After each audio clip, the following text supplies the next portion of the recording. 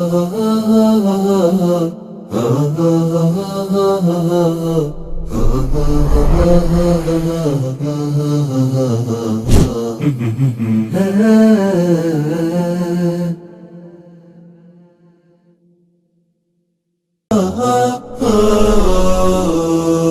زلت في دفاتري قصيدة،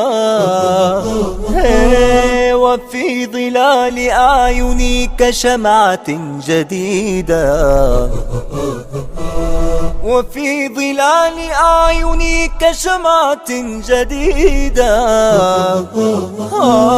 ما زلت مثل وردة الربيع وحيدة. إريتريا يا جارة البحر ويا منارة الجنوب، إريتريا يا درة البحر ويا منارة الجنوب. بسم الله الرحمن الرحيم. الحمد لله رب العالمين، والصلاة والسلام الأتمان الأكملان على نبينا محمد وعلى آله وصحبه أجمعين. مشاهدي الأكارم، سلام الله عليكم ورحمته وبركاته. مرحبا بكم في برنامجكم الدائم قضايا إريتريا. هذا البرنامج الذي يناقش ما يتعلق بقضايا إريتريا، بقضايا المسلمين في إريتريا، بهدف إصلاحها وتوجيهها وإيجاد العلاج لها وطرحها عليكم ومناقشتها معكم، ومناقشتها أيضا قبل ذلك مع مشايخنا وأساتذتنا، من أجل أن نسلك المسلك الذي يرضاه الله تبارك وتعالى لنا. فهذا البرنامج من البرامج الطيبة، وقد ذكر كثير من المتابعين لقناة سلام أثره الطيب في مجتمعاتنا، ويشاهده من طلاب العلم والمهتمين، ولله الحمد. فهذا البرنامج منكم وإليكم، ونحن ندعوكم للمشاركة فيه بالرأي وإثرائه بالعناوين المهمة التي ينبغي أيضا أن نناقشها، لأن هذا يندرج تحت قوله تعالى: والمؤمنون والمؤمنات بعضهم أولياء بعض يأمرون بالمعروف وينهون عن المنكر. فالإصلاح دائما يكون في المجتمعات بين عقلائهم وبين مرشديهم، وإذا في الأمة من يصلح ويأمر بالمعروف وينهى عن المنكر فإن الله سبحانه وتعالى يرفع عنهم العذاب. قال الله تعالى: وما كان ربك ليهلك القرى بظلم وأهلها مصلحون. اليوم سنناقش قضية التبرج والسفور والاختلاط، هذه القضية المهمة التي يعاني منها اليوم كل الشعوب، ليس الشعب الإريتري فقط، ما يتعلق بالتبرج والسفور والاختلاط. مشاهدي الأكارم، أنتم لا يخفى عليكم أن المرأة فتنة، والنبي صلى الله عليه وسلم يقول: ما تركت فتنة أضر على الرجال من فتنة النساء. والمرأة أيضا إذا خرجت من بيتها استشرفها الشيطان. وكانت فتنة بني إسرائيل في النساء، والأعداء أدركوا هذا تماما، وعلموا أن المسلمين لا يمكن هزيمتهم من خلال الكفاح المسلح أو القتال. فقد جربوا ذلك عبر سنوات طويلة، ورأوا أن النصر حليفهم وأن الله يؤيدهم، فعملوا على نشر الفتن وإخراج المرأة من بيتها وحثها على إخراج مفاتنها، ومن ثم تفسد الخلق. ولهذا جاء الإسلام وأمر المرأة أن تحتجب، أن تتحجب عن الأجانب. فقال الله تعالى: يا أيها النبي قل لأزواجك وبناتك ونساء المؤمنين يدنين عليهن من جلابيبهن ذلك أدنى أن يعرفن فلا يؤذين. هذا الأمر أمر عظيم، وقضيته ليست قضية مجرد أن المرأة شيء هذا خاص بها فتحتجب أو لا تحتجب، لا، القضية أكبر من ذلك بكثير، فإن فيها سلامة المجتمع من الوقوع في الرذيلة والخنا، وسلامته أيضا من الوقوع في الجرائم الكبرى، سلامة ذلك كذلك من الحد من أبناء الزنا. في هذه الأكارم الموضوع كبير جدا ومهم للغاية، وتعاني منه كل المجتمعات مع الأسف، من المجتمعات الإسلامية التي تأثرت بالغرب وانطلع عليها ما يحيكه أو ما حاكه الغرب تجاه المرأة المسلمة. هذا الموضوع نناقشه مع شيخنا الدائم الدكتور حسن سلمان، الباحث في القرن الأفريقي. باسمكم جميعا أرحب به وكما أرحب بكم. أهلا وسهلا شيخنا. أهلا وسهلا مرحبا. في البداية يعني دعنا دكتور حسن سلمان نؤصل لهذه المسألة. لماذا أمر الله عز وجل بالستر؟ ولماذا كان التبرج والسفور والاختلاط قضية كبرى؟ يعني أريد أن ندخل مدخل عام في هذا الموضوع، أسبابه وأهميته، ثم بعد ذلك يعني ندخل في التعريف في المصطلحات، مصطلح التبرج، مصطلح السفور، مصطلح مثلا الجلباب، مصطلحات هذه التي وردت في القرآن الكريم فيما يدل في هذا الموضوع. كذلك سنتطرق لموضوعات أخرى إن شاء الله تتعلق بهذا الموضوع، لكن في العموم مقدمة للدخول في هذا. تفضل دكتور. الحمد لله رب العالمين، والصلاة والسلام على رسول الله الأمين وعلى آله وصحبه أجمعين. أما بعد، موضوع الزينة، موضوع اللباس، يندرج عموما في ما يسمى في الشريعة بقسم الجماليات والتحسينات والزينة، لأن أحكام الشريعة عموما تصنف إلى ثلاثة أصناف: قسم الضروريات وقسم الحاجيات وقسم التحسينيات. فهو جمالي، والجماليات تتعلق عموما بالطهارات. ما هي الأقسام؟ الضرورات، أيوة، والحاجيات، أيوة، والتحسينيات. الضرورات هي التحسينيات اللي هي المباحات يعني؟ لا، التحسينيات هي الضرورات، هي التي لا يمكن للإنسان أن يعيش بدونها. جميل. والحاجيات يمكن أن يعيش بدونها ولكنه بمشقة وتعب وعنت. والحاجيات هي أشياء كمالية تؤدي إلى الجمال وإلى الزينة وإلى مكارم الأخلاق، يعني هي ليست من قسم الضروري الذي لا يحيا الإنسان إلا به، ولا من قسم الحاج الذي يؤدي إلى المشقة والتعب والعنت، لكنه قسم ثالث. ولا يعني هذا التقسيم بأنه في الأول في واجبات وفي الثاني في واجبات وفي الثالث واجبات، من حيث لا. ما علاقة ذلك بالتبرج والسفور؟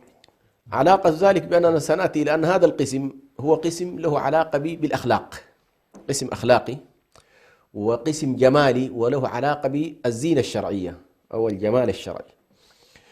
نلاحظ سبحان الله هذا الموضوع، أول قصة آدم عليه السلام بشكل مفصل عند خروجه من الجنة وردت طبعا في سورة البقرة، ولكن وردت في سورة آل عمران، في سورة الأعراف بشكل له علاقة بقضية الملبس واللباس. فمثل الله تبارك وتعالى يقول: يا بني آدم قد أنزلنا عليكم لباسا يواري سوآتكم وريشا ولباس التقوى ذلك خير. فيربط الله تبارك وتعالى في القيم الجمالية بين جمال التقوى الداخلي وبين جمال اللباس الخارجي، فكأنما يستكمل الإنسان جماله الديني بطهارة الباطن بالتقوى، وطهارة الظاهر باللباس. فهي لها علاقة بمفهوم الطهر. ومفهوم الطهر سبحان الله من المفاهيم الأساسية في القرآن الكريم. يعني الله تبارك وتعالى يريد منا أن نتطهر، ويحب الله تبارك وتعالى المتطهرين. والتطهر أبعد من قضية الوضوء، أبعد من ذلك، اللي هو التطهر المتعلق بالخلو من كل أنواع النجاسات الباطنة والظاهرة. فلاحظ هنا سبحان الله في أول خطاب لبني آدم: يا بني آدم قد أنزل. فامتن الله تبارك وتعالى على بني آدم بأنه أنزل عليهم لباسا يغطي السوءات ويغطي العورات. هذا واحد. ثم ربط الله تبارك وتعالى بين هذا الأمر الإلهي وما يريده الشيطان. يا بني آدم لا يفتننكم الشيطان كما أخرج أبويكم من الجنة ينزع عنهما لباسهما. فكأنما مسألة التعري، مسألة اللباس وخلع اللباس أو التكشف له علاقة بإيه؟ بالشيطان لا بالرحمن. فالرحمن أنزل اللباس الذي يغطي الإنسان ويستره، نعم، ويجعله في حالة جمالية. جميل. والشيطان يعمل دائما نقيض الرحمن. الله يأمر بالتقوى ويأمر بالزينة ويأمر بالإحسان، والشيطان لا، يأمر بنقيض كل ما أمر الله به. هذه مسألة أساسية. الأمر الثاني، جاء كذلك الشارع ببيان كيف يمكن أن يحصل اللباس الشرعي. ما دام الله تبارك وتعالى طلب من الناس أن يتزينوا وأمر بستر العورات وألا تتكشف هذه العورات، وهي من القضايا التي يجب جماليا وأخلاقيا ألا يكون الإنسان مبتذلا وألا يكون حاله كحال الحيوانات. لا، الله أراد أن ينقله من الحالة البهيمية اللي فيها العري إلى الحالة الإنسانية اللي فيها الستر. جميل. وذلك بقول الله تبارك وتعالى: يا أيها النبي قل لأزواجك وبناتك ونساء المؤمنين يدنين عليهن من جلابيبهن. نعم. فأمر الله تبارك وتعالى بهذا الموضوع. أيضا الرجال لهم زينة، لكن نحن الآن لسنا بهذا الصدد. يعني خذوا زينتكم عند كل مسجد. فالله تبارك وتعالى أمرنا عموما في الصلوات أن نكون في أحسن زينة، ولكن أمرنا كذلك في الأوضاع العادية أن نأخذ كذلك لباسنا الذي لا يكشف العورات. فعلى كل فيما يتعلق، الشيطان يعدكم الفقر ويأمركم بالفحشاء والله يعدكم مغفرة منه وفضلا. هو دائما في تناقض. نعم. الله يأمرنا بالتقوى وهو يأمرنا نعم. بعدمها. الله يأمرنا بالعفة وهو يأمرنا بالفواحش. نعم. الله يعدنا الغنى ويعدنا الفقر. نعم. فهذه طريقة الشيطان. الله يأمرنا مثلا بعدم الإسراف وعدم التبذير، والشيطان نعم. يأمرنا بالتبذير والإسراف، وهكذا. نعم. فعلى كل هنا نلاحظ بأن الحكم الشرعي فيما يتعلق بهذا الموضوع يأمر الله تبارك وتعالى الرجال والنساء بستر العورات، وأن ذلك من الواجبات. بل بالنسبة للشعائر طبعا هي من شروط الصلاة. يعني ستر العورات يعتبر من شرائط من شرائط الصلاة. فلا تصح الصلاة إلا أن يكون الإنسان مستترا أو مغطيا لعورته، خاصة الرجال العورات المغلظة، والنساء طبعا العورة الجسد كاملا. نعم. طيب، جزاك الله خير دكتور حسن على هذه يعني المقدمة المباركة. الآن دعنا نعرف في البداية في المصطلحات التبرج والسفور. نعم. التبرج مأخوذ من البروج، ويسمى البرج برجا لبروزه وظهوره. يعني الآن أنت مثلا في وسط الأحياء أو في وسط المدينة، إذا كان هنالك برجا ظاهرا فإن ذلك يطلق عليه البرج. السماء ذات البروج أي الأبراج الظاهرة الواضحة البينة. فعموم موضوع التبرج مأخوذ من قضية الظهور. وهنا طبعا الظهور المنهي عنه ولا تبرجنا، الظهور المراد هنا هو أن تظهر المرأة ما ينبغي أن يستر. أن تظهر المرأة ما ينبغي أن يستر من جسدها، سواء كان أظهرت يدا أو أظهرت وجها أو أظهرت رجلا أو أظهرت زينة داخلية ما ينبغي أن تظهر، فهذا يسمى تبرج. السفور أخص. السفور غالبا يطلق على كشف الوجوه.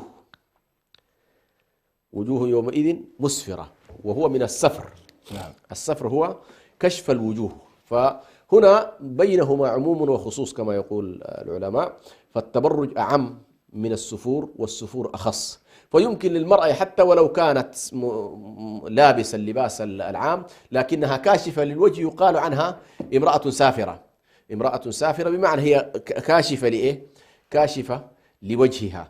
لكن إذا زادت على ذلك كشفت صدرها وكشفت عنقها يقال عنها هنا إيه؟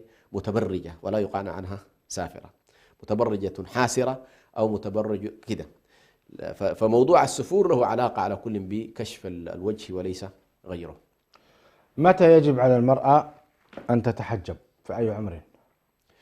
طبعا عندنا حديث أسماء رضي الله عنها، النبي صلى الله عليه وسلم لما رآها وهي لابسة زي فيه نوع من زيا خفيفا ولم تكن مغطية كل شيء، وطبعا متزوج أختها عائشة رضي الله عنها، قال يا أسماء إذا بلغت المرأة أو إذا حاضت المرأة فإنه لا يصح منها إلا لا يجوز لها أن يرى منها إلا وجهها وكفيها.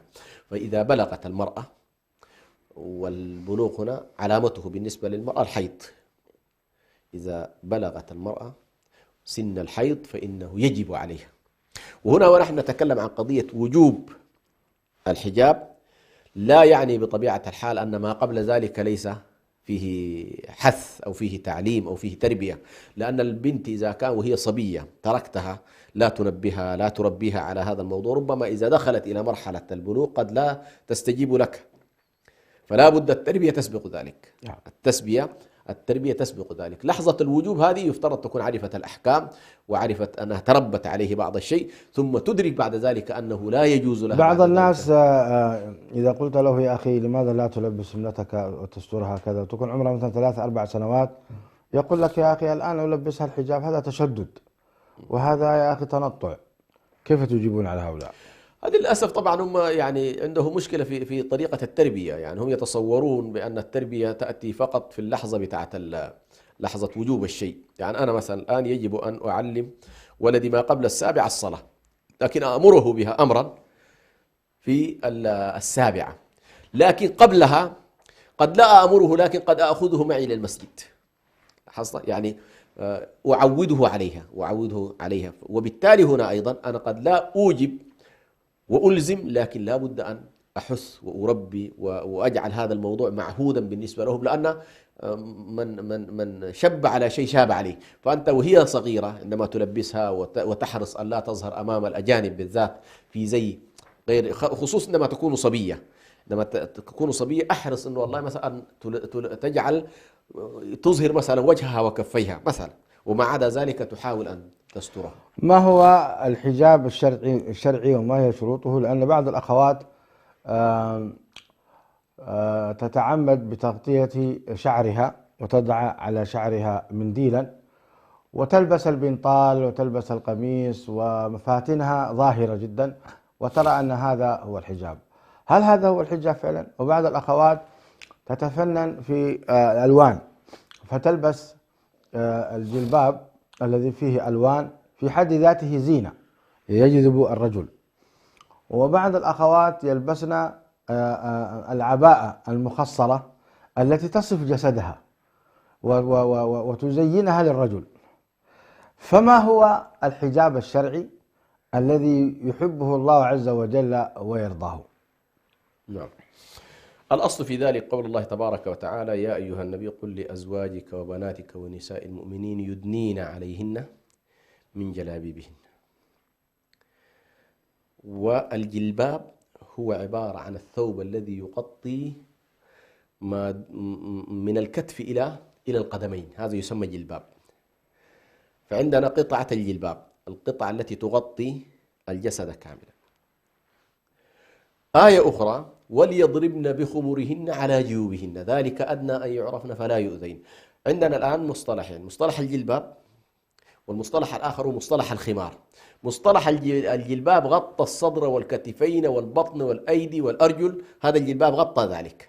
فأي شكل من أشكال اللباس، نحن هنا الآن حتى يعني لا يكون هنالك تضييق على الناس، أي ثوب غطى من الرقبة إلى القدمين فهذا يسمى ثوبا. جميل. أي شيء غطى الرأس ونزل على الرقبة ونزل على الأذنين وغطى كل ما يسمى جيبا، والجيوب هي الفتحات. جميل. الفتح سواء كان فتحة الرقبة أو فتحة الصدر أو فتحة الإبطين، كل هذه جيوب. فالخمار ينزل من أعلى رأسها والجلباب ينزل من كتفيها إلى قدميها. هاتين الآن قطعتين مهمتين فيما يتعلق بالزينة الشرعية. تبقى بعد ذلك ما يعرف بالنقاب، وهو الذي يغطي إيه؟ هو الذي يغطي الوجه. نعم. المرأة هذه الثلاثة قطع لا بد أن تتوفر ابتداء، بعيدا الآن عن إيه؟ عن الأوصاف. هنالك ما يغطي رأسها وصدرها، رأسها وعنقها وأذنيها، وهنالك ما يغطي كل ما هو دون رقبتها إلى قدميها، وهنالك ما يغطي وجهها، على القول طبعا هنا بوجوب إيه؟ بوجوب تغطية الوجه. في هذه الثلاث لا بد أن تراعي ما يلي.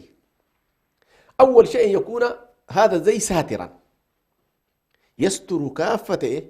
جسدها، فلا يكون مثلا هنالك قطعة فيها فتحة أو فيها ما يكشف، لا بد أن يكون ساترا. يجب أن يكون ساترا، هذا أول شيء، يجب طيب. أن يكون ساترا. ممتاز. الأمر الثاني أن لا يكون شفافا. أحيانا بعضهم قد يستر بمعنى هو يغطي، لكنه فيه شفافية بحيث يمكن أن ترى ما بعده جميل. من الثياب الداخلية مثلا. لا بد أن يكون صفيقا. لا بد أن يكون صفيقا. نعم. الثالث أن لا يكون محددا. نعم. بعض الأخوات ما شاء الله تجدها منقبة ولابسة، لكن إيه؟ فيه ضيق، محدد جسدها كله، محدد الجسد كان. نعم. فهذه أيضا فيها مع الأسف فيها. تستطيع أنك أنت تصفها متينة نحيفة طويلة. صحيح. تستطيع تصفها. النقطة الرابعة أن لا يكون زينة في نفسه، لأن الأصل أصلا هي خارجة، ويفترض في هذا الخروج أن لا تكون فاتنة لغيرها. نعم. وهذا يخالف بعض العباءات المزخرجة. أيوة. المزخرجة والجميلة واللي عليها رسومات من الخلف ومن الأمام. نعم. تجذب الرجل وتلفت. فالخروج هذا ليس بحجاب، يعني ليس بحجاب، هذا من الشروط المخالفة. النقطة الرابعة والخامسة، وهذه إضافة على كل أضيفها، هو في كل ذلك، لأنه بعض الزينة أو بعض الألبسة يطلق عليها ما قاله النبي صلى الله عليه وسلم كاسية عارية، يعني تجدها لابسة ولكن في حقيقة الأمر متعرية. أي والله مع الأسف. وهذا النوع هو الذي أخبر عنه النبي صلى الله عليه وسلم: اثنان من أمتي لم أرهما، يعني اللي هو الشرط، وقال: ونساء كاسيات عاريات، فهن لابسات، ولكن هذا النوع من التحديد، هذا النوع من الظهور الذي يلفت الأنظار حذر على كلنا النبي صلى الله عليه وسلم. دكتور حسن، يعني ما الرابط بين كون النبي عليه الصلاة والسلام صنفان من أمتي لم أراهما، فذكر قوم يعني معهم سياط كأذناب البقر، نعم، يضربون بها عباد الله، وهؤلاء مجرمون، نعم، مجرمون سجانون وقتله، نعم. ثم قال: ونساء كاسيات عاريات، كأنه هناك في ترابط بين هؤلاء النسوة مع هؤلاء. يعني شوف كيف جمع الله هؤلاء النساء مع هؤلاء المجرمين، نعم، بسبب أنها لم تتم. تعليقكم بالله شخص. هو هنا طبعا سبحان الله المجتمع يعني يبنى على قاعدتين أساسيتين، ما يمكن أن نسميه بالإصلاح السياسي الذي لا يكون فيه ظلما للعباد بسجنهم وضربهم وضرب أبشارهم وتعذيبهم وكذا، والحياة الكريمة عموما للبشر. الجانب الثاني هو الإصلاح الاجتماعي الذي يبنى في أساسه على العفة والإحصان. يا سلام. فهنا سبحان الله تنتهك الكرامة الإنسانية، وهنا تنتهك العفة وتنتهك عملية الإحصان، وكلاهما ظلم. نعم. والعقوبة جاءت عليهما، العقوبة واحدة. العقوبة واحدة، وهو أنهم لا يدخلوا الجنة ولا يجدون ريحها، نسأل الله العافية والسلام. فهذه حقيقة هي دمار المجتمعات من هذين الأمرين: الفساد الاجتماعي الذي يكون فيه التحلل والتفسخ والزنا والفواحش وينتشر فيه ذلك. هذه للأسف الشديد تعمي القلوب ولا تجعل الناس يعيشون قضايا حقيقية. هذه الثانية طبعا تدمر كذلك المجتمعات، لا أمر بالمعروف، لا نهي عن المنكر، لا كرامة إنسانية، لا حياة كريمة، وبالتالي كلا الركنين إذا هدى طبعا المجتمع لا تسأل عنه. ومن يقوم بهذا الأمر شيخ حسن، نعم، ويسعى إليه ويحميه ويحث النساء على التبرج والسفور، ما حكمه في الشرع؟ هذا طبعا توعده الله سبحانه وتعالى، يدخل تحت قوله: إن الذين يحبون أن تشيع الفاحشة الذين الله العافية والعياذ بالله. هذا قضيته أكبر، لأنه هذا الآن مفسد وليس فقط يعني مرتكب لمعصية في نفسه. نعم. هذا يدخل تحت بند الصد عن سبيل الله. ففي بعض الناس يكفر في نفسه ويعصي في نفسه ولكنه لا يحاول أن ينقل هذه المسألة إلى الآخرين. نعم. والأسوأ من ذلك أنه والله يمارس الإكراه في أنه والله الناس يقعون في هذا الموضوع، خصوصا من كان بيده سلطة. صلى الله العافية. فتجد أنه والله يعني يوفر للناس، وهذه خطيرة جدا، يوفر في الناس البيئة التي تجعلهم يخرجون من العفة إلى الفساد. ونحن ذكرنا بأن هذه المسألة علاقة بالشيطان، يأمركم والشيطان يعدكم الفقر ويأمركم بالفحشاء. بالفحشاء. فالذي يأمر بالفحشاء هو شيطان. هو شيطان. نعم. متبع له ومطيع له، والله عز وجل أمرنا بأن نطيعه في هذا الباب. فللأسف الشديد هذا النوع متوعد وعيد خطير جدا. هؤلاء الذين يحبون أن تشيع الفاحشة في الذين آمنوا توعدهم الله تبارك وتعالى بالعذاب الأليم. طيب دكتور حسن، المرأة بطبيعة حالها تحب أن يعني تظهر جمالها وتظهر أنوثتها، وربما يعني أوحى إليها الشيطان بأنها إن لبست هذه العباءة السوداء فلن يخطبها أحد ولن يتزوجها أحد، وبالتالي هي تظهر هذا الجمال ربما من أجل أن تبحث عن عريس، أو تظهر هذا الجمال لتشبع غريزتها الأنثوية بغير ما أباحها الله عز وجل. تعليقكم شيخ حسن؟ أول طبعا علينا أن لا نلتمس الأرزاق ومنها الزواج، أن لا نلتمسه بمعصية الله. نعم. كما أننا نحرص أن نلتمس لقمة العيش بالحلال، علينا أيضا أن نلتمس حتى قضايا الزواج بالحلال. وأحيانا قد يحرم الإنسان اللقمة بمعصية، قد تحرم المرأة نفسها الزوجة بمعصية. للأسف بعض النساء يظن بأنه والله إذا تكشفت وظهرت للرجال يقدمون عليها. نعم. تنسى العقوبات الخفية من الله، أن أحيانا هذا النوع من السفور وهذا قد يصرف قلوب الرجال عنها. إيه صحيح. وهذا مشهور، وهذا الواقع. هذا الواقع. كثير هذا من الواقع. الناس سبحان الله تجده يحرص على الالتقاء بالسافرات عند اللعب، ثم يذهب للمتحجبات عند الجد. عند الجد. الله. هذه خطيرة. كيف النساء سبحان الله يدركن هذا الموضوع؟ من الذي صرف قلبه عن هذه المتبرجة السافرة؟ نعم. التي تزينت من أجله ومن أجل أن تعمل حدار، نعم. إن صح التعبير. صحيح. نعم. فصرفه الله عز وجل عنها. نعم. وذهب للتي في دور التحفيظ المتحجبة التي لا تخرج من بيتها أبدا إلا بإذن أبويها. نعم. فيذهب ويخطبها ويتزوجها ويسترها. حسن. كانت هذه رسالة كافية للنساء أن يتحجبن. نعم. وأن يتقين الله. الله أكبر. نعم. واصل شيخ حسن. فهذا الموضوع على كل لا بد أن تدركه المرأة، وتدرك بأن والله لن يحرمها الحجاب، لن يحرمها الزوج، بل بالعكس قد يعجل لها ويحرص الناس على أن العفيفات، على أصحاب التربية، على أصحاب العفة، على أصحاب الستر أكثر مما يحرص على المرأة المتبذلة، وخاصة في مجتمعاتنا. هذه صورة واضحة. نحن مجتمعات شرقية ولسنا مجتمعات طبعا غربية. يعني المجتمعات الشرقية هذه طبيعتها، الرجل الشرقي يحب المرأة التي تكون مصونة له. يا سلام. وخاصة به. يا سلام. هذه واحدة. النقطة الثانية أيضا نقول لها والله عندك مساحة ضخمة جدا لأن تظهري كل ما لديك من جمال بالحلال، وذلك عندما تنتقلي إلى بيت الزوجية فقد جعل الله لك في هذا القصر مع زوجك ما لا يتصور من العجيب يا شيخ حسن أن النساء إلا من رحم الله طبعا. نعم. في هذا الجانب يتكاسلن. أيه. وتجد المرأة صعوبة في أن تتزين لزوجها، في أن تتفنن. نعم. يعني إذا قيل لها هناك حفل زواج تخرج كأنها عروس بالفعل. نعم. تذهب إلى مكان. وإذا قيل لها الزوج قادم، الزوج حاضر، الزوج يريد أن يرى كذا، ليس هناك حقيقة ما يدفعها. نعم. يعني يشتكي الرجال من هذا كثيرا حقيقة. ولو فتحت دولاب الملابس تجد فيه أنواع وأشكال من الملابس الجميلة والقصيرة والبنطال وغيره، ولكن للأسف الزوج محروم منها. تعليقكم شيخ حسن؟ والله تعليقي من زاويتين. الزاوية الأولى للأسف الشديد الأنماط الاجتماعية. الأنماط الاجتماعية مؤثرة في هذا الجانب. كثير من الناس أو كثير من النساء تحديدا تعليقهم عندما تأتي المرأة إيش لابسة، جات لابسة تمام، ما جات لابسة تمام، والله ما شاء الله عليها وكذا. فصارت المرأة حريصة على ما يقوله الناس لا على ما يجب عليها. الله. وهذه إشكالية كبيرة. يعني فعلا حتى الرجال يتعجبون، يا أخي هذه زينة أنا أريدها لنفسي. بعض الناس يقول لك والله ما أراها أبدا تتزين إلا عند الخروج. الله المستعان. هذه الزاوية. الزاوية الثانية والعياذ بالله هذه من تلبيس الشيطان. أيوه. حفت الجنة بالمكاره وحفت النار بالشهوات. نعم. الشيطان يلبس لها ويريد أن يخرجها، أنه يقول لا يفتننكم الشيطان صحيح. ما أخرج أبويكم منه.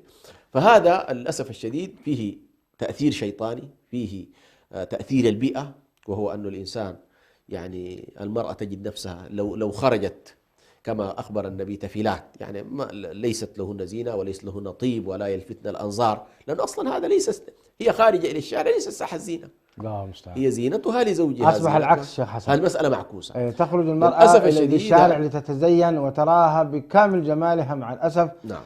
الشعر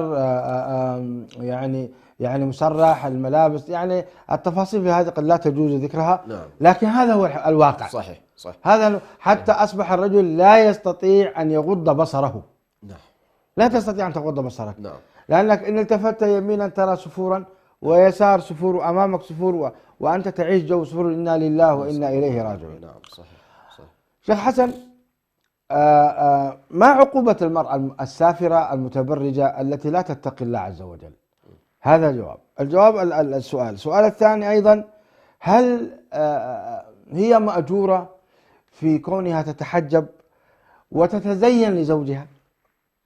إذا احتسبت الأجر في التزين لزوجها ولبست لأن هناك في من النساء من تتزين.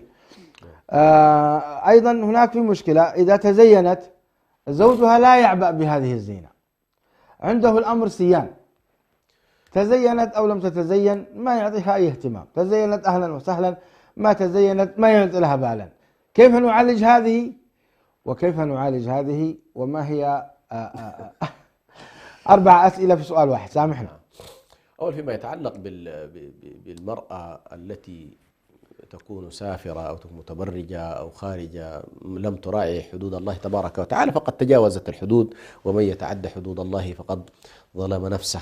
والذين يتعدون حدود الله لهم عذاب أليم. يعني كثير من الوعود بتجاوز الحدود.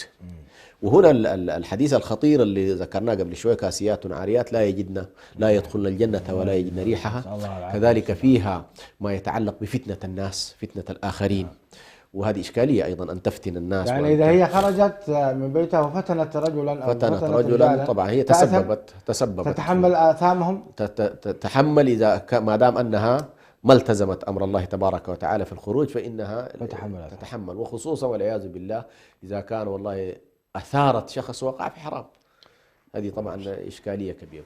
فعلى كل هذا فيما يتعلق بالوجوب. وفي نهاية المطاف قاعدة الوجوب وقاعدة التحريم هو أن الواجب ما يثاب فاعله، والحرام ما يأثم تاركه، ما يأثم فاعله.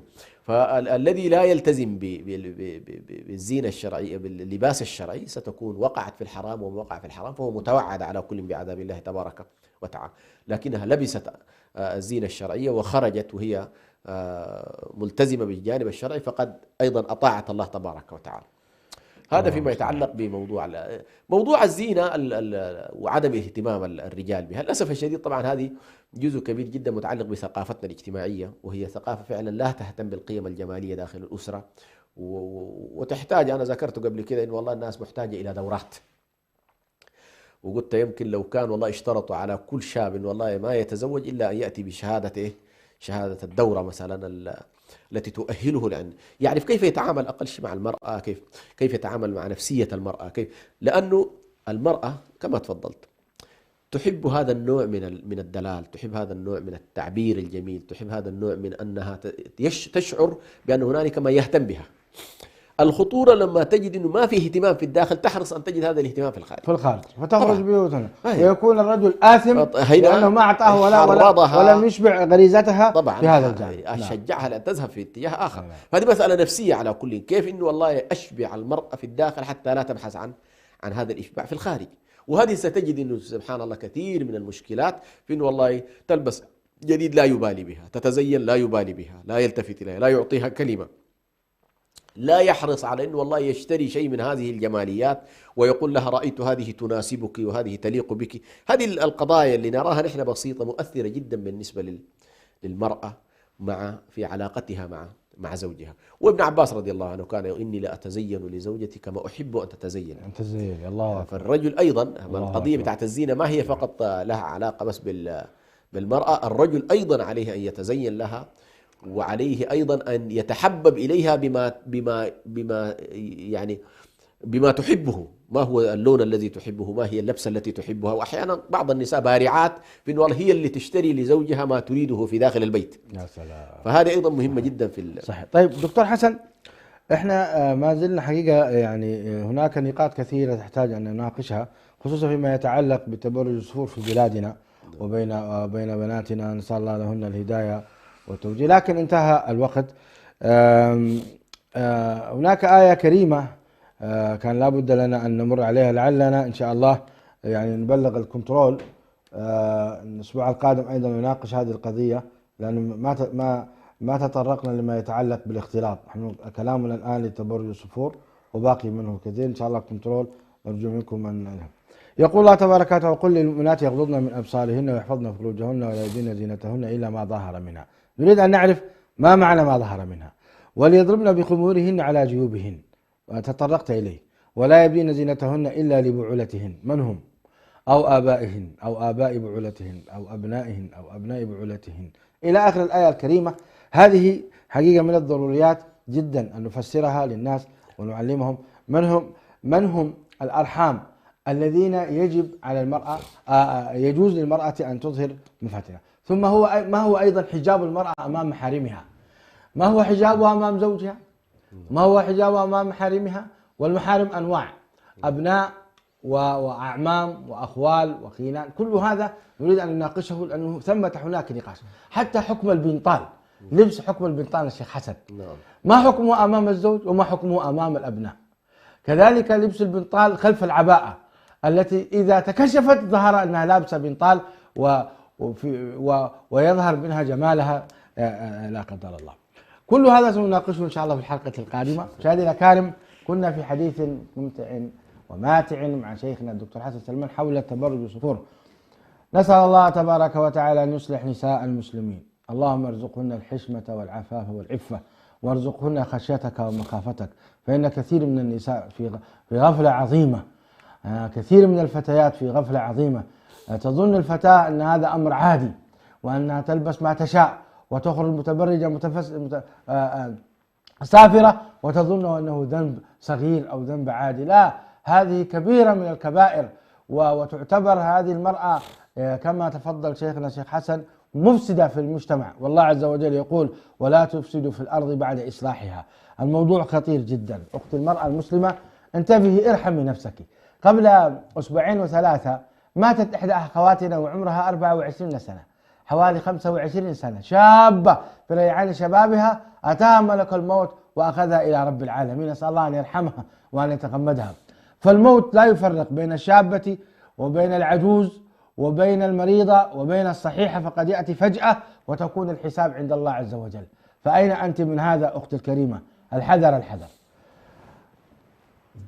أستودعكم الله الذي لا تضيع ودائعه. ألتقي بكم إن شاء الله في الأسبوع القادم. هذا أخوكم برهان يحييكم، والسلام عليكم ورحمة الله وبركاته. إريتريا يا جارة البحر ويا منارة الجنوب، إريتريا يا درة البحر ويا منارة الجنوب. من أجل